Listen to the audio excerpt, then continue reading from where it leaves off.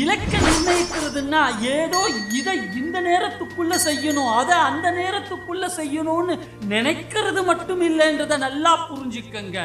பல பேர் இப்படி இலக்க பத்தின தவறான புரிதலோட பயணிக்கிறதால தான் அவங்களுடைய இலக்க அடைய முடியாம தவிக்க காரணம். இலக்க நோக்கிய பயணம் மாறலாம், இலக்க நோக்கிய செயல் திட்டம் மாறலாம், ஏன் இலக்க நோக்கிய செயல் முறை கூட மாறலாம்.